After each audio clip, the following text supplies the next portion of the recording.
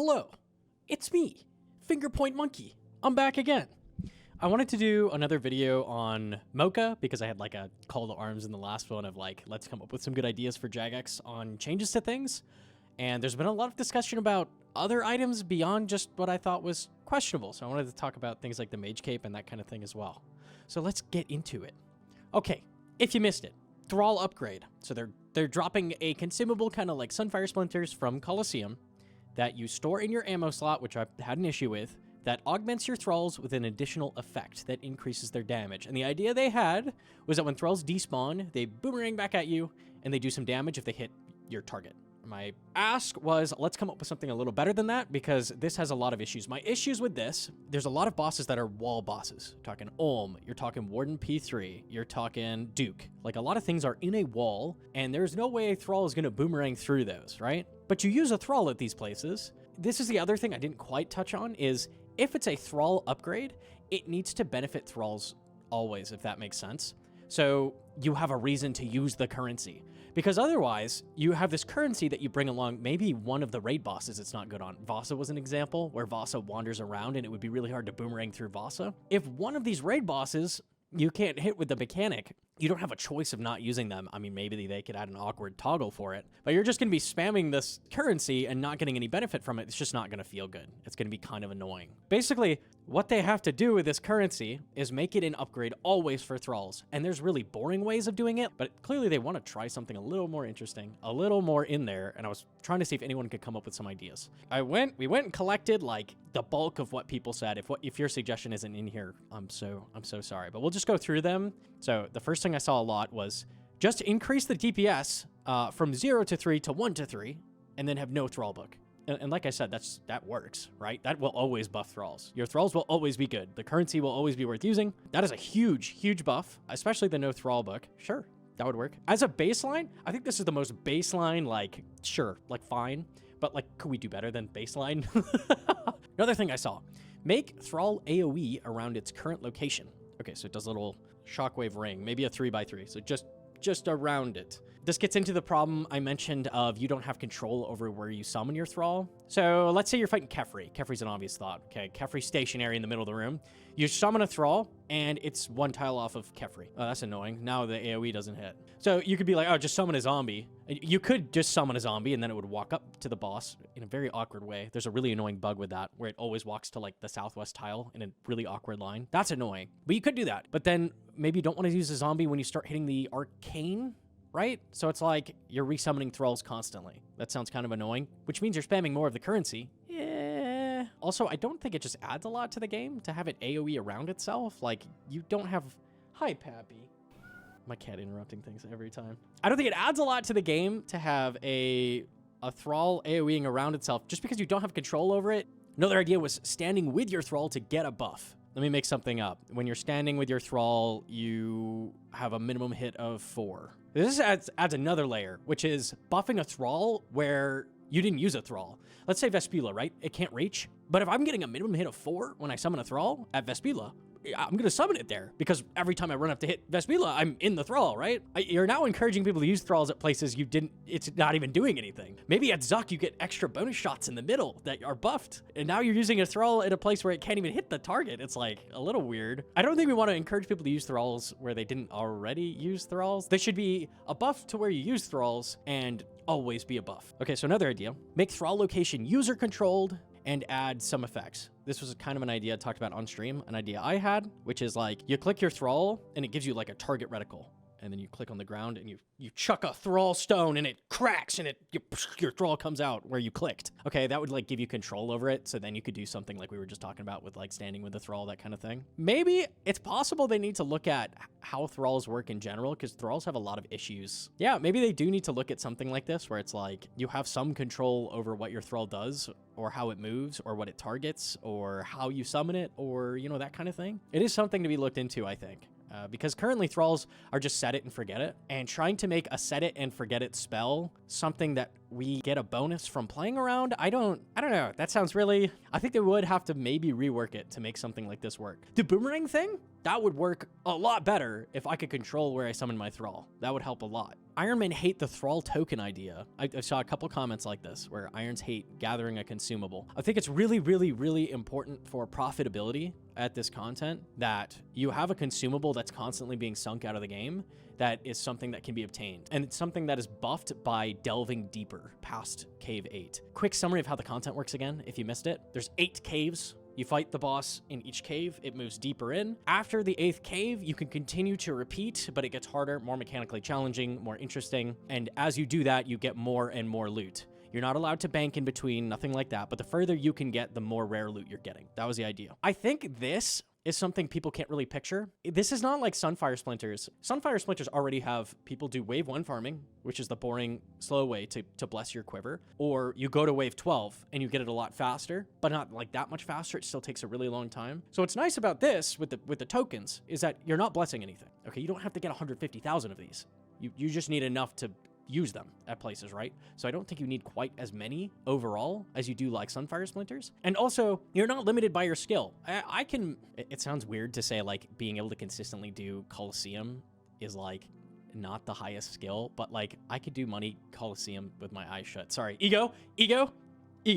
But if you can do things at a harder difficulty for more loot, I think getting bulk amounts of these tokens is going to be not that bad. And it completely depends on if Jagex does the drop rates right and everything, but I'm sure we will whine and complain if they don't, right? And get it fixed. Surely. If you had the capability of doing Colosseum to wave 12 or something else over here that's like, you know, Colosseum on crack. And if you're really, really good, like a hard mode Colosseum or something, if you're really, really good, you get these splinters even faster. I think it's less of an issue. I think that's the issue people run into is that they're like, man, doing these money Colosseums is not fun. I wish I didn't have to do these. Well, if the content scales, I don't think it's as bad of an issue. I don't know. We'll see. We've never seen content like this before, so I think you really have to wait and see what it's going to be like. Something that was mentioned a lot was they like charging the book with the tokens. I think that's just a less clunky system than it going in your ammo slot. Even if it's not the book or some other item, like they want to allow a quest to get rid of the book in the future, they're planning something like that, it should just charge something, because having to lug around these tokens in your ammo slot just seems, I don't know, really frustrating. Really, really frustrating. Another thing people mentioned, make each thrall have an effect. Okay, so we have specialized thralls. So your mage, maybe your mage does bonus damage, like your ranged thrall does burning, and your melee has a cleave effect. Something like that, okay. That's cool. You're now thinking about which thrall you summon, but the problem is a lot of content in the game requires you use an exact thrall. There's a lot of examples of this in Chambers. Chambers, you have to use a mage thrall on Vasa. You have to, because the crystals are completely immune to range damage, and having a zombie thrall walk up to it slowly while it chases Vasa around, it's not going to hit it at all. So like you're forced to use a mage. There's a lot of bosses. Each hand of Ulm requires you use that type of thrall. His head requires a ranged thrall. Tob as well. P1, you have to use a melee thrall or else you get reduced damage. There's a lot of things at different places that require a thrall type. And again, like I said earlier, maybe it shouldn't be that way. Maybe your damage shouldn't be reduced. Maybe the thralls can do these things, but not have a type. Maybe they are typeless, but you have these different types of thralls that do different things. Maybe that's a better system. I think this would work a lot better if they went and they made them typeless as well. I could see that. It's less so APM and more so decision-making of what thrall you're going to summon. I could see that. That's a good thought. That's a good thought. Another one that was said, make all the thralls apply a damage over time type damage, like burn or bleed. This is the same as just kind of what thralls do already. They just do a small amount of damage over time. They already kind of are damage over time, right? I don't know what this is really adding. There's also the problem of specifically burn is really buggy right now. It has a lot of issues with it. I think the burn counts as range damage. So anything, like I just said, that's immune to ranged, burn just hits zeros for. There's issues with those, like using those effects. And those should be fixed, by the way. That would be nice. I'd be down for that. Yeah, I just don't really know what making them do a damage over time is really adding, because they already are a damage over time, right? So it's just not really adding much. Another idea, Omni Thrall with increased damage and no damage type. So you have one Thrall that's super good, and it does all the things. Typeless damage. I think the 3 effects with typeless damage just works better. You're reducing the complexity by having just one thrall. I do like that there's 3 thralls. It's just lame that all the thralls feel the same, right? I think that's the issue with them. So maybe they need to look at that. Another idea, Thrall. Okay, this is more complicated. Thrall applies its own debuff to the target. So the longer the Thrall is active, a damage over time debuff applies to the boss, and the Thrall itself has increased damage to that target. And this helps avoid GMs and masters having a disadvantage with the CAs. So I think it's really important as well to keep these things simple. What does a Thrall do? Summon it, does damage. Simple. What does Avenge do? You cast it, you reflect damage when you take damage. simple. When it starts getting really complicated like this, I think even the boomerang thrall is kind of like a little too complex. I would like it to be simple but interesting, if that makes sense. And that's really, really hard. That's really hard to make. I think that I'm falling towards the 3 types. So it's like decision making, each thrall does its own thing, but it can be a simple thing that they're doing, right? The mage does this, the ranger does this, the melee does this. And it's like, which one do you want in what situation? Simple but complicated. What thrall do you want for what situation? That's at least a little more interesting. And it's not quite as crazy as like, okay, another thing people were saying is that the thrall, instead of boomerang to you, it goes to where you're standing and then explodes.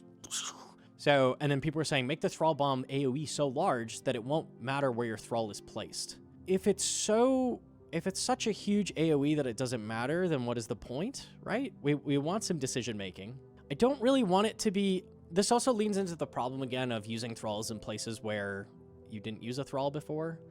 It exploding on you. If the explosion's like so big it reaches Vespula or Zuck or something like that, or even the healers on Zuck, like, I don't know. This seems like too much, too crazy of an effect for something that it should be simple and small. That was mostly every suggestion. That's the bulk of suggestions, at least, that I saw.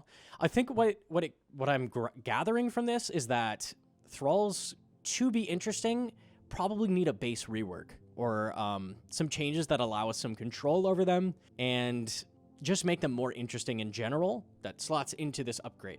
So like thralls at a base probably need to be changed. A lot of people complain that thrall is way less interesting than Venge, and I would agree, where thrall is just summon it, get damage, and you lose a tiny bit of prayer points as your negative. It's just not, it's so minor. Whereas with Venge, it's like you dump a huge amount of health on a target, and it's like, when do you do that? When can you dump a bunch of health? There's a lot of like, when am I going to be able to heal without wasting time coming up? And there's a lot of bosses that have that with like downtime where you can eat. So it leans into that, and Thrall's kind of killed that. So I'd like to, one of the ideas I had on stream personally was some kind of like recoil proc on you or Venge proc on you when you do something, and I don't know what that would be. Doing something properly with your Thrall. Again, this requires a rework of the Thralls, like something to make them more interesting. But if you do something right with your Thrall, you get a mini Venge, and you can recoil some damage. Like, that would be kind of interesting, because then it's less so about doing the thing with the Thrall, and it's more so, when do I spend a Venge? That's more interesting. And you almost never take Venge anywhere unless you're like spellbook swapping with like 18 different rune types in Tob or something like that, which people do. But like most of the time you're just camping Thralls almost everywhere. So I'd love like a combination of the two. That would be kind of cool too. I think we've broken it down to the point where it's like Thralls are kind of boring, probably need a base change to make them more interesting. Okay, moving on. The thing that was really controversial and being talked about a lot was the cape, and not for the reasons I had issues with it. So let's go look at that. Okay, cape, if you don't remember, upgrade to Mage Arena 2 cape. It has these stats. So 1% extra mage damage, 5 extra mage accuracy. I was told it actually has no defense. It's like 3 defenses in these, and then like 15 mage defense is Mage Arena 2 cape. So it drops the defenses as well, and -2 prayer. So we have some big trade-offs for very, very minor buffs. My issue with the cape, and this is what I talked about in the video, is that the thing feels lame and weak. And the reason it feels weak is because that 1% mage damage is so strong for Shadow. Honestly though, like looking at the calcs, at best it's a 5% DPS increase for Shadow, but like even there it's not that crazy. This thing does feel weak. It feels very weak, and it feels especially weak if you do not have a Shadow. Like this thing barely does anything. It's very rarely a max hit ever.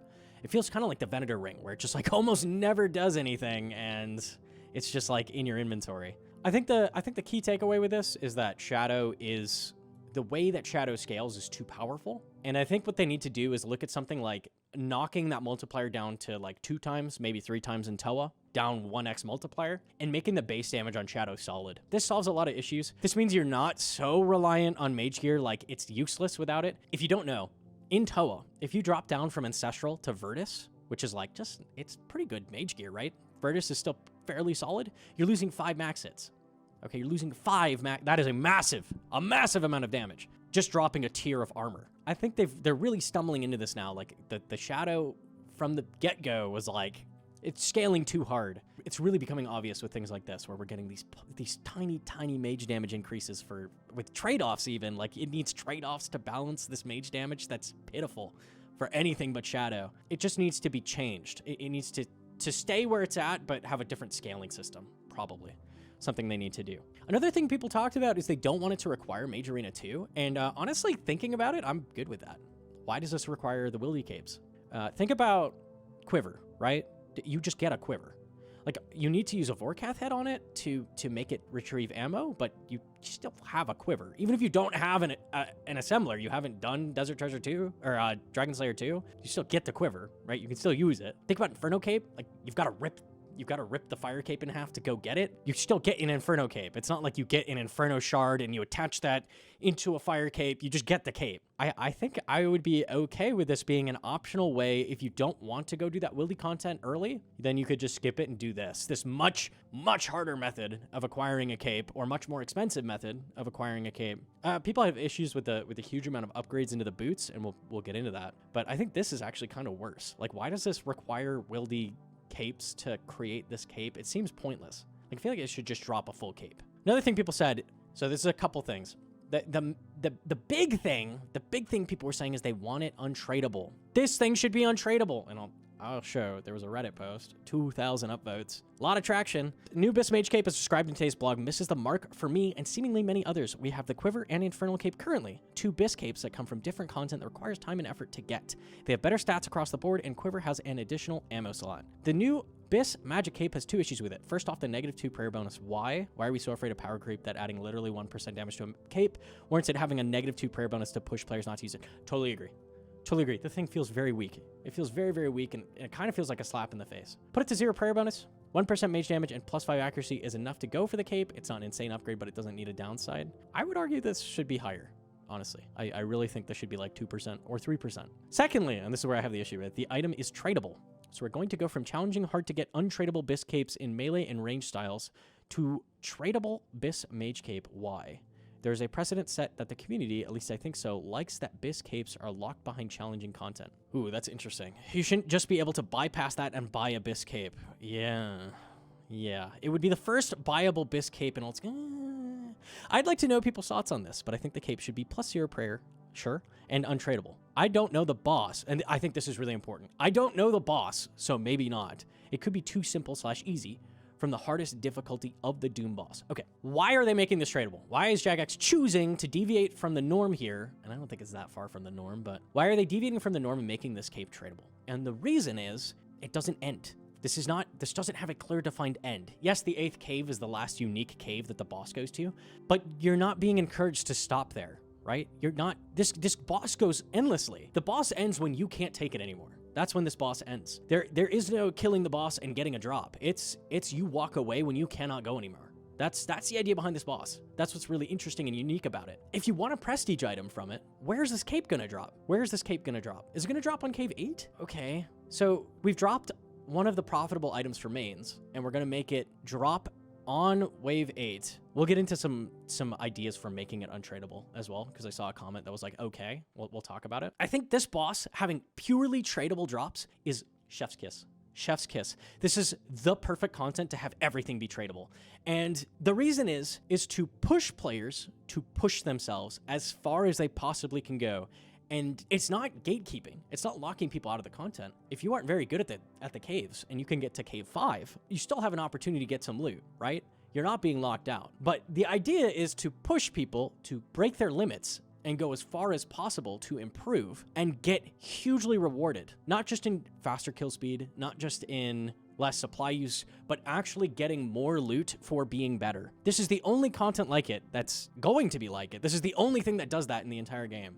So having everything be tradable from it increases profit. If you're getting these useless capes that you can't use sometimes that are untradeable, you're gonna be like, wow, I'm stacking up these capes. This sucks, right? It's just not, I'd rather get a bunch of profit from the capes. That will feel good. You're like, oh, big drop, I got the cape. I don't think it really matters that we've set a precedent and capes are untradeable. I don't think it matters that this one is tradable. I really don't. I don't think there is prestige in the Mage Arena 2 cape. I know. That's crazy elitist of me. You had to kill those 3 guys in the wilderness? Most of them are in multi? Whew. Man, you had to kill these like basic bosses a single time. Dang, that's crazy.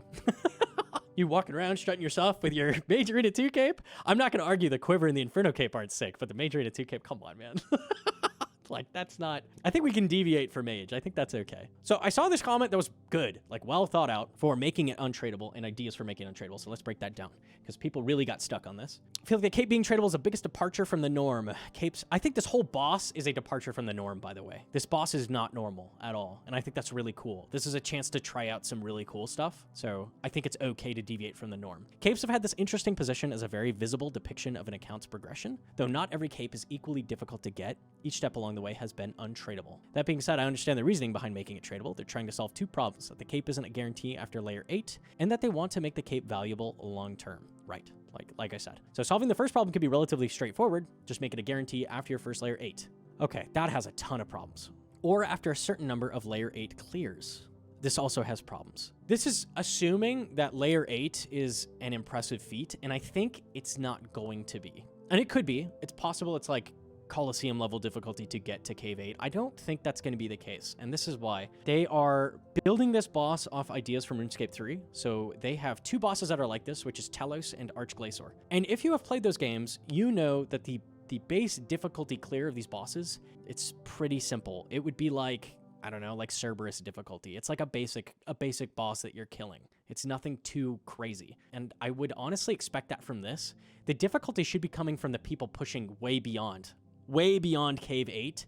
People clearing up to Cave 8 should be feasible, I think, for most. And I don't know, maybe they're going to make it like a Colosseum clear for Cave 8, but I kind of just don't see that happening, just based on the other game. Like, Cave 8 sets you up to start pushing it, right? Your first Cave 8 clear feels like finishing your first 150 Toa, your first 300 Toa. And not of equal difficulty, but like it's setting you up to start going with the content. Going with the content is going endless. A compromise I would be okay with is making it so you can't equip it until you've completed Cave 8. And that depends on how freaking difficult this is going to be. I don't know. I'm guessing based off old bosses that I've seen. I'd be okay with it if you have to clear it once to equip it. I think that's good enough. I think that's fair. I don't think you should have to go in the willy to get the other two capes, and I think you should be allowed to buy it if you want to, but it should be a rare drop. It should be a rare drop that you're incentivized to do endless for profit if you want to get more of them. That's my take. We'll keep reading. Solving the second problem. So the second problem, he said, was they want to make the cape valuable long term. So the second problem is a bit more nuanced, but I think there are still some obvious ways to keep the cape item a valuable drop without tying it directly to player trade. So an untradeable cape that is still profitable. All right, what are the ideas? They could implement multiple of these solutions at once. Surely this boss will have a pet, like other Inferno level cape content, just allow for a pet gamble. The idea that pets provide value is like a really weird argument that we're getting into. I mean, they do for some players and they don't for others. I think this is not going to provide value in the same way that GP does. I think that's a weird argument, but that's not the only one. Similar to Sunfire Splinters and Tockle to a lesser extent, give a trade-in option to some consumable items. The Thrall consumable seems like an obvious option. If those pass and get fleshed out a bit more, this way there's a tangible GP benefit from getting a dupe cape item without giving out the cape itself. So like technically it could be untradeable if you didn't get it from Cave 8, right? And it's still a rare drop you have to go find, kind of like a Vorkath head, and it could turn into currency then. I feel like this is just really overly complicated to keep something untradeable for not a lot of upside. Like, I think you're killing a lot of the appeal of just getting a cape that's worth a bunch of money that you go sell. I think that feels good. I think something about that feels good. That feels right to me. So I think you're like overly complicating something just to make it a status item when I don't think it's going to be a status item anyways. And trying to force it to be a status item when Jagex isn't trying to make it a status item, I think trying to rip status items out of things that if they want to add a kit to the cape, for example, after you get to Delve 50 or, you know, something like that, where it's like you do something really hard and you get a kit for it. I'm good with this. I'm good with this. I like a tradable cape though. I like a tradable cape. I think that's the way it should be. You should be getting stacks of capes as you get really, really, really good. Honestly, just for more profit. The people supplying these drops should be the people capable of delving really deep. Really, really deep. That should be the idea. Okay, last idea was, okay, this is longer. Tie sacrifice of the cape to some kind of kiss/curse that affects the delve itself. For example, maybe you can sacrifice the cape and skip straight to layer 2 or 3 of the delve. You miss out on the first couple of layers of loot potential, but you can get to the deeper layers faster, where the real rewards potential is. Wow, that's wild. I think this is a cool idea, but not for a cape. Imagine if, I don't know, Colosseum dropped a token that let you start from wave 6 or something that you could just find. It's kind of a rare drop. Maybe that's untradeable. It could be kind of cool. I could see some content doing that. But trading in like your quiver to go to wave 6, I don't think anybody would be doing that if they had the other options they have currently. I don't think that's as appealing as like getting a chunk of money from it, you know? It's kind of a cool idea though. I like where his head's at. I think this is a cool idea as a whole, but maybe not to make this cape work. I think one of the smartest things that they did during the equipment rebalance was shifting some of the mage damage bonus percent taken off of occult onto magic. Oh boy, we're not gonna get into this. We're not gonna. Okay, we're not gonna get into this. No more mage rebalance talk. Okay, okay, let's just leave that off the table. We're just talking about the new stuff. Okay, okay. We don't need to get into that. Maybe another video sometime. Just don't need that. Another thing I want to mention with untradable stuff is this idea that they're prestigious and you got it yourself. How many bot Inferno capes have you seen? How many bot quivers have you seen? I've seen a lot. I've seen so many. This idea that like Inferno capes are prestigious because you're getting it yourself. Jagex are not capable of tracking and banning people that buy capes. They've given up on that years ago. They don't do that anymore. So this idea that like just go to a PvP world and start looking up accounts, and you are going to see bot capes left and right. Like, PKers that don't do PVM are incentivized to get this thing that gives them a bunch of damage. I think just skipping the middleman and having a tradable cape for once is kind of nice, you know? Like, the legitimate players who are good at the content get paid, and they don't have to hack into people's stuff. They don't have to, you know, it has a whole host of issues having people do stuff for you. I think it's cool that just this once we're not going to have a shady underground black market and you're just going to be able to buy the cape. I think that's kind of neat. I like that a lot. I like that a lot. I'm addressing this one. This is kind of weird, but I had a lot of people saying they want the mage cape to have a slot for the Book of the Dead, which is like, okay, so you don't have to bring a Book of the Dead if you are maging at the content, but otherwise this is weird, like implying that thralls are tied to mage at all. Like, they're not. You can use thralls all the time. Like, you use spells to summon them, but it's not just used when you mage. That's really weird. No, don't put it on the mage cape. Don't do that one. No, thank you. I saw a lot of people also comparing Mocha to Blue Inferno and being disappointed that it's not Blue Inferno. Blue Inferno, by the way, is Colosseum. That is, they've said this. This is what Blue Inferno was at concept. It turned into Colosseum. So being like, you got Blue Inferno. That's Colosseum. You got it. So like, Mocha's a different thing, a completely different thing, completely unrelated in every way. One of the concerns I've had and a lot of people brought up as well is, where are they locking these drops at? What cave do you have to get to start getting drops? And I think that's going to completely depend on the difficulty of the caves. We're all guessing. Frankly, I'm okay with it requiring an 8th level cave clear to equip the cape, and I'm okay with it locking them. I'm okay with most of the drops being locked behind higher caves. Like, you should have to be doing this content to be able to get the drops and be getting more rolls once you're rolling endless, right? Personally, I'm okay with people being able to go in to like 150 TOAs, for example, and get purples. Now, the rate at which they're dropped might be a little high, but the fact that you can go in and get those drops, I think, is not bad at a baseline. So the same thing here, like, just because you can dip in and have very rare drops go to you without touching endless, I think is okay if you want to allow people the opportunity to get around content or like not interact with something that's so ridiculously hard to still get drops.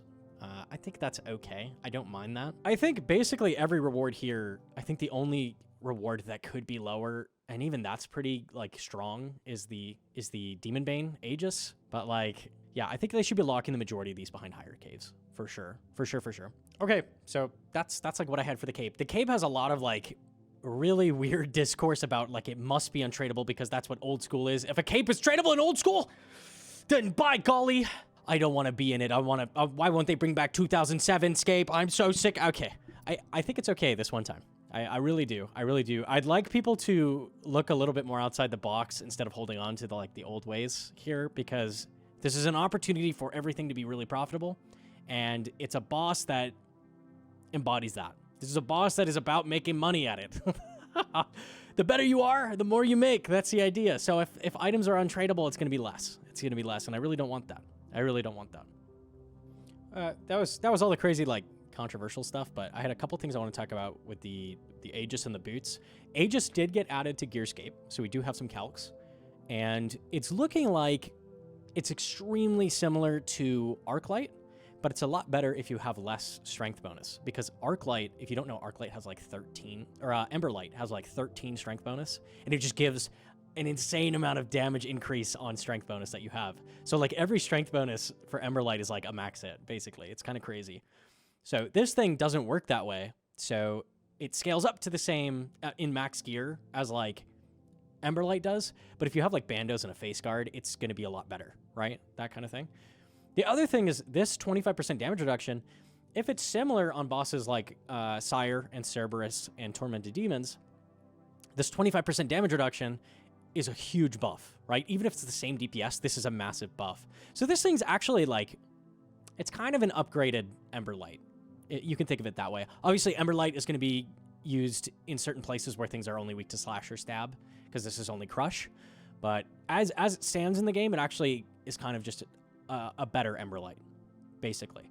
So I don't think all in all it's that bad. It just seemed kind of weak to me, like when we just got Emberlight, but it is an upgrade.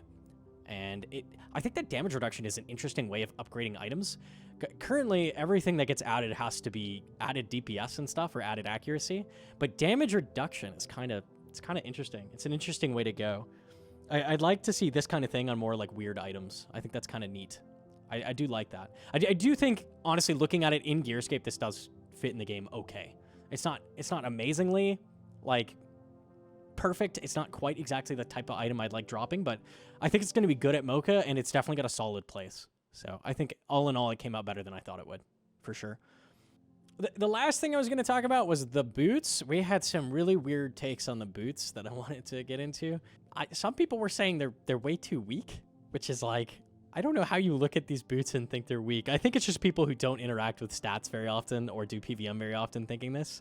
It's an extra range strength. It's extra defense, and it's all 3 boots in one. Already, all 3 boots in one was crazy, and then you're also giving it bonus stats on top. I don't know what you want these things. Do you want these things to do your dishes for you too? Like they should drive you to the to the movies? I don't know. They don't. They're really, really, really good. Like these are probably the best drop here, and people think they're too weak. I think people just don't understand how items work. Probably. All the time there's been discourse about how like prims are weak, and I've never understood that because prims are really, really strong, and getting strength bonus is really important. So like I've never I think people just don't like boots for some reason, but yeah, these are really strong. They're really, really good. I've also seen some takes which are people dislike how the skill ceiling got lowered, which is like you don't have to do 9 ways anymore. I'm very thrilled I don't have to do 9 ways anymore. 9 ways suck. They don't feel fluid, and learning to do them is not enjoyable. It's something they can avoid adding in the future, I think. So I'm totally happy not including boot switches anymore. This is a good start. They've also said on platforms that these will be the base. If they ever add upgrades in the future, this will be the base to those upgrades. So if they branch out and add new mage boots, they would require this. I do feel people, there's been memes made about the upgrade tree where it's like, you have to get ranger boots and then get peg crystal to make pegs. And then you have to go get infinity boots and get eternal crystal to make eternals. And then you have to go get dragon boots, and then you have to get a prim crystal to make prims, and then you put all of these together. This is like so many upgrades at once. But the whole point is combining them into one. I think it's not the end of the world. It does suck having to go get pegs. We talked on stream a bit about having some other option for getting a ranger boot-esque boot drop from maybe a Slayer monster or something that would not require you do a ton of medium clues. I checked, it's 400-ish medium clues on average to get ranger boots, which kind of stinks. It would be nice if you had some Slayer monster you could grind to get a ranger-ish boot that's the same, but like you could also use it for this upgrade tree. Some other items in between the upgrade tree that work in addition would be kind of nice. Specifically, ranger boots are just like really annoying to grind. Infinity boots kind of fall into that too, because you go do mage arena. I don't know. I get where people are coming from. I don't think it's a huge deal, but maybe something to look at in the future. Sure. All right, and that's it for this response. I think we had a lot of good discussion. There was a lot of really interesting ideas presented that I really enjoyed reading. It was really, really cool. A lot of cool comments. So that's about it. I think they do have a really solid foundation here, just like I said. They just need some tweaks on stuff. And I'm hoping Jagex doesn't just like blindly listen to Reddit. They usually don't. They're usually taking like overall feedback and stuff. So I'd really like to see them do some things to that Mage Cape, make it a little stronger, but still keep it tradable. That kind of thing. So, and that's it for the video. Leave a like if you liked it, and or subscribe. Thanks, guys.